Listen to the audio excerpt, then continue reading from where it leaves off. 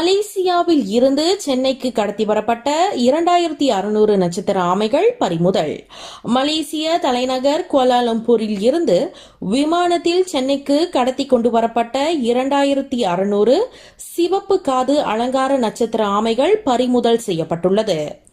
இது தொடர்பாக சென்னையை சேர்ந்த பயணியை கைது செய்து அதிகாரிகள் விசாரணை மேற்கொண்டு வருகின்றனர். விமானத்தில் கடத்தி வரப்பட்ட விலை மதிப்புள்ள நட்சத்திர ஆமைகளை மீண்டும் மலேசியா நாட்டிற்கு திருப்பி அனுப்ப சுங்கத்துறை அதிகாரிகள் முடிவு செய்துள்ளனர். மேலும் அதற்கான செலவுகள் அனைத்தையும் கடத்தி கொண்டு வந்த பயணியிடமே வசூலிக்க அதிகாரிகள் முடிவு செய்திருப்பதாக தகவல்கள் கூறப்பட்டது. இந்த அரிய வகையான சிவப்பு காது அலங்கார நட்சத்திர ஆமைகள் குளிர் பிரதேசமான தாய்லாந்து, மலேசியா, ஐரோப்பிய நாடுகள் உள்ளிட்ட இடங்களில் அதிகமாக காணப்படுகின்றன என்பது குறிப்பிடத்தக்கது.